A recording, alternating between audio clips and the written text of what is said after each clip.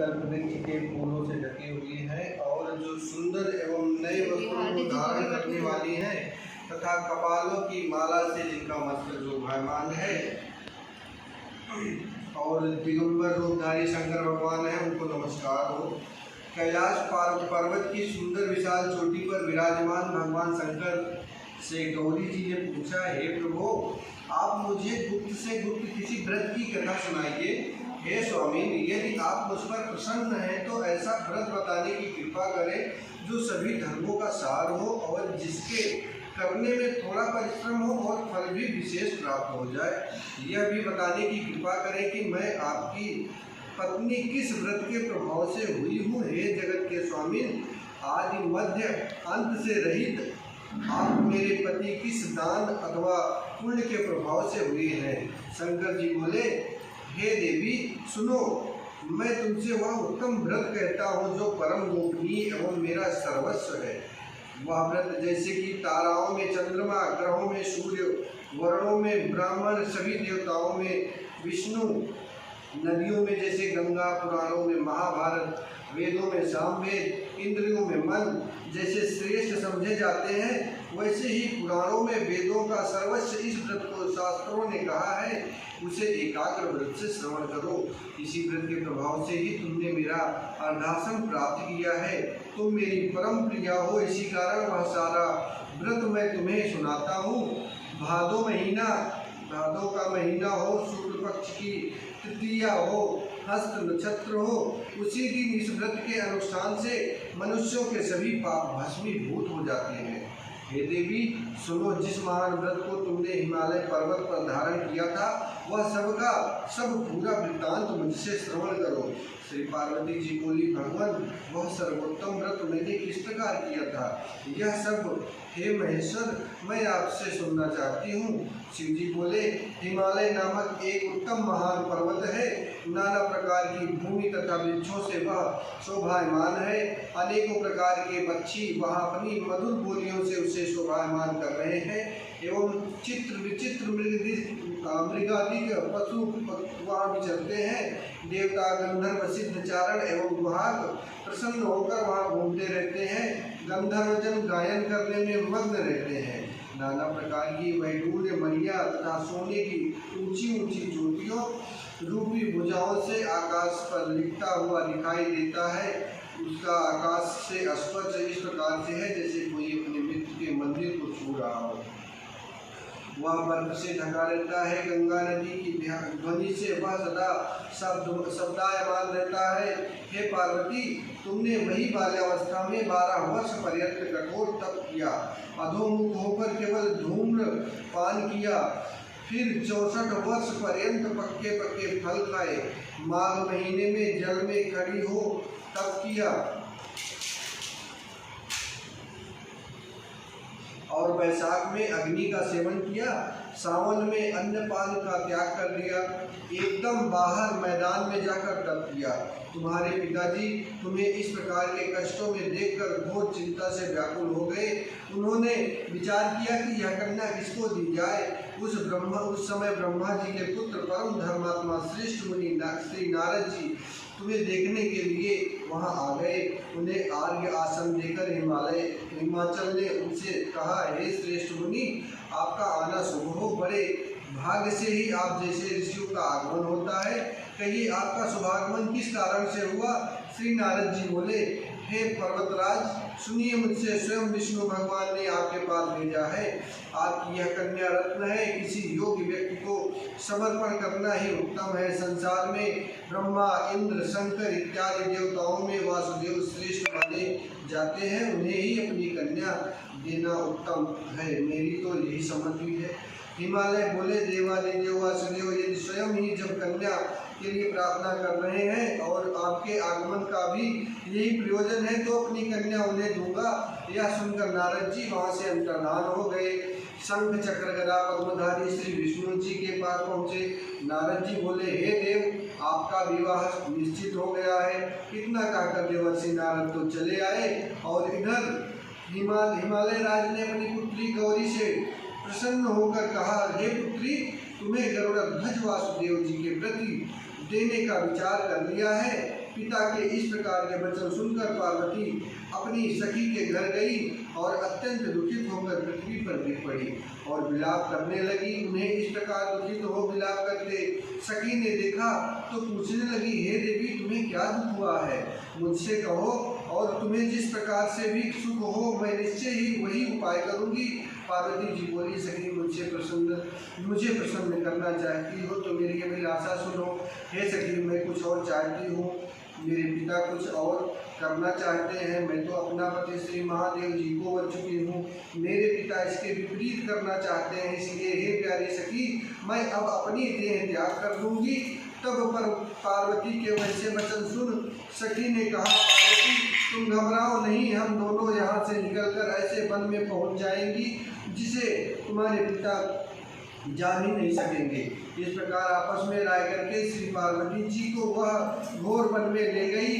तब पिता हिमालय राज ने अपनी पुत्री को घर में न देखकर इधर उधर खोज किया, घर घर ढूंढा किंतु वह न मिली। तो विचार करने लगे, मेरी पुत्री को देव दानव किन्नरों में से कौन ले गया? मैंने नारद के आगे विष्णु जी के प्रति कन्या देने की प्रतिज्ञा की कि अब मैं क्या दूंगा। इस प्रकार की चिंता करते करते मूर्छित होकर गिर पड़े। तब उनकी ऐसी अवस्था सुनकर हाहाकार करते हुए लोग हिमालय राज के पास पहुंचे और मूर्छा का कारण पूछने लगे। हिमालय बोले, किसी दुष्ट आत्मा ने मेरी कन्या का अपहरण कर लिया है, अथवा किसी काल सर्प ने उसे काट लिया है, या सिंह व्याघ्र ने उसे मार डाला है। पता नहीं मेरी कन्या कहाँ चली गई, किस दुष्ट ने उसे हर लिया। ऐसा कहते कहते शोक से संतप्त होकर हिमालय राज वायु से कंपायमान महावृक्ष के समान कांपने लगे। तुम्हारे पिता ने सिंह व्याघ्र भालू आदि हिंसक पशुओं से भरे हुए एक वन से दूसरे वन में जा जाकर तुम्हें ढूंढने का बहुत बड़ा प्रयत्न किया। इधर अपनी सखियों के साथ एक घोर वन में तुम भी जा पहुंची। वहाँ एक सुंदर नदी बह रही थी और उसके तट पर बड़ी गुफा थी जिसे तुमने देखा। तब अपनी सखियों के साथ तुमने उस गुफा में प्रवेश किया। खाना पीना त्याग करके वहाँ तुमने मेरी पार्वती युक्त बालिंग स्थापित किया। उस दिन भादो मास की तृतीया थी, साथ में हस्त नक्षत्र था। मेरी अर्चना तुमने बड़े प्रेम से आरंभ की, बाजों तथा गीतों के साथ रात को जागरण भी किया। इस प्रकार तुम्हारा परम तेज व्रत हुआ। उसी व्रत के प्रभाव से मेरा आसन हिल गया। तब तत्काल ही मैं प्रकट हो गया जहाँ तुम सखियों के साथ थी। मैंने दर्शन देकर कहा, हे वरानने, वर मांगो। तब तुम बोली, हे देव महेश्वर, यदि आप प्रसन्न हो तो मेरे स्वामी बनिए। तब मैंने तथास्तु कहकर फिर वहाँ से अंतर्धान होकर कैलाश पर पहुँचा। इधर जब प्रातः काल हुआ तब तुमने मेरी मूर्ति का नदी में विसर्जन किया। अपनी सखियों के साथ वन में प्राप्त कंद मूल फल आदि से तुमने पारण किया। हे सुंदरी, उसी स्थान पर सखियों के साथ तुम सो गई। हिमालय राज तुम्हारे पिता भी घोर वन में आ पहुँचे। अपना खाना पीना त्याग कर वन में चारों ओर तुम्हें ढूंढने लगे। नदी के किनारे दो कन्याओं को सोता हुआ उन्होंने देख लिया और पहचान लिया। फिर तो तुम्हें उठाकर गोदी में लेकर तुमसे कहने लगे, हे पुत्री, सिंह व्याघ्र आदि पशुओं से पूर्ण इस घोर वन में क्यों आई हो? तब श्री पार्वती जी बोली, पिताजी सुनिए, आप मुझे विष्णु को देना चाहते थे। आपकी यह बात मुझे अच्छी न लगी, इससे मैं वन में चली आई। यदि आप मेरा विवाह शंकर के साथ करें तो मैं घर चलूँगी, नहीं तो यहाँ रहने का मैंने निश्चय कर लिया है। तब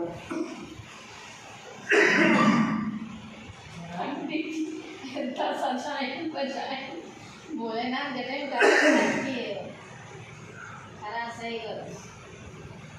उनके ऐसा कहने पर तब घर में आई। तुम्हारे पिताजी ने विवाह विधि से तुमको मुझे समर्पित कर दिया। पार्वती जी, उसी व्रत का प्रभाव जिससे तुम्हारे सौभाग्य की वृद्धि हो गई। अभी तक किसी के सम्मुख मैंने इस व्रत का वर्णन नहीं किया है। हे देवी, व्रत राज का नाम नहीं अब श्रवण कीजिए, क्योंकि तुम सखियों के साथ ही इस व्रत के प्रभाव से हरी गई। इस कारण इस व्रत का नाम हरितालिका हुआ। पार्वती जी बोली, हे प्रभु, आपने इसका इसका नाम तो कहा, कृपा करके इसकी विधि भी कहिए, इसके करने से कौन सा फल मिलता है और कौन सा पुण्य लाभ होता है और किस प्रकार से कौन इस व्रत को करे। ईश्वर बोले, हे देवी सुनो, यह व्रत सौभाग्यवर्धक है। जिसको सौभाग्य की इच्छा हो वह ये पूर्ण पूर्वक इस व्रत को करे। सबसे प्रथम वेदी की रचना करे, उसमें 4 केले के खम्भ रोपित करे, चारों ओर बंदर लगाए बांधे, उस पर वस्त्र बांधे, विधिवत रंगों के और वस्त्र भी लगावे। उस मंडप के नीचे भी भूमि को अनेकों चंदन आदि सुगंधित जल द्वारा नीचे शंख मृदंग आदि बाजे बजावे। वह मंडप मेरा मंदिर है, इसलिए नाना प्रकार के मंगल गीत वहाँ होने चाहिए। शुद्ध रीति का मेरा लिंग श्री पार्वती जी के साथ ही वहाँ स्थापित करें। बहुत से पुष्पों के द्वारा गंध धूप आदि से मेरा पूजन करें। फिर नाना प्रकार के मिष्ठान आदि और नैवेद्य समर्पित करें और रात को जागरण करें। नारियल, सुपारी, मौसम्बियाँ, नींबू, बकुल, बीज, नारंगियाँ एवं और भी ऋतु अनुसार फल, बहुत से फल, उस ऋतु में होने वाले नाना प्रकार के कंदमूल, सुगंधित धूप, दीप आदि सब लेकर इस मंत्र के द्वारा पूजन करके चढ़ावे। मंत्र यह है, शिव शांत पंचमुखी सूली नंदी भृंगी महाकाल गणों से युक्त शंभु आपको नमस्कार है। शिवप्रिया प्रकृति सृष्टि हेतु श्री पार्वती सर्वमंगल स्वरूपा शिवरूपा जगत रूपा आपको नमस्कार है। शिवी नित्य कल्याण कारिणी जगदम्बिके शिव स्वरूपे आपको नमस्कार है। आप ब्रह्मचारिणी हो, जगत की धात्री सिंह वाहिनी हो, आपको नमस्कार है। संसार के भय संताप से मेरी रक्षा कीजिए। हे महेश्वरी पार्वती जी, जिस कामना के लिए आपकी पूजा की है हमारी वह कामना पूर्ण करें, राज्य सौभाग्य एवं संपत्ति प्रदान करें। शंकर जी बोले, हे देवी, इन मंत्रों तथा प्रार्थनाओं द्वारा मेरे साथ तुम्हारी पूजा करे और विधिपूर्वक कथा श्रवण करे। फिर बहुत सा अन्न दान करे, यथाशक्ति वस्त्र स्वर्ण गाय ब्राह्मण को दे एवं अन्य ब्राह्मणों को भूलसी दक्षिणा दे। स्त्रियों को भूषण आदि प्रदान करे। हे देवी, जो स्त्री अपने पति के साथ भक्ति युक्त चित्त से सर्वश्रेष्ठ व्रत को सुनती है तथा करती है, उसके सभी पाप नष्ट हो जाते हैं। 7 जन्मों तक उसे राज्य की प्राप्ति होती है, सौभाग्य की वृद्धि होती है। और जो नारी भादों के शुक्ल पक्ष की तृतीया के दिन व्रत नहीं धारण करती, आहार कर लेती है, वह 7 जन्मों तक बंध्या रहती है एवं जन्म जन्म में विधवा हो जाती है। दरिद्रता पाकर अनेकों कष्ट उठाती है, उसे पुत्र शोक छोड़ता ही नहीं। और जो उपवास नहीं करती वह घोर नरक में पड़ती है। अन्न के आहार करने से उसे सुकरी का जन्म मिलता है, फल खाने से बानरी होती है, जल पीने से जोग होती है, दूध के आकर में से सरपड़ी होती है, मांसाहार से व्याधि होती है। एक साल बाद पूरा ये चढ़ा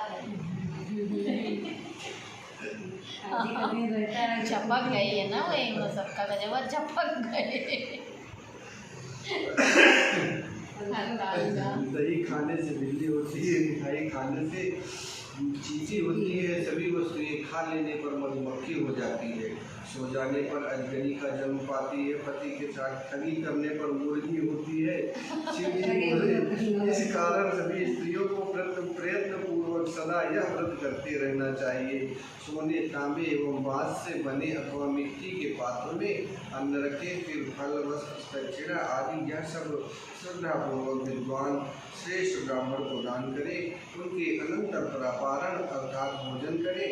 हे देवी, जो स्त्री इस प्रकार सदा व्रत किया करती है वह तुम्हारे समान ही अपने पति के साथ इस पृथ्वी पर अनेकों भोगों से प्राप्त अनुसर्ग करके आनंद विहार करती है और अंत में शिव का सानिध्य प्राप्त करती है। इस कथा के श्रवण करने से 1000 अश्वमेध एवं 100 वाजपेयी यज्ञ का फल प्राप्त होता है।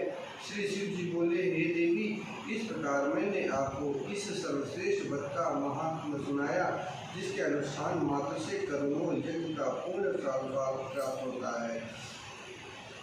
शंकर भगवान की जय, माता पार्वती की जय।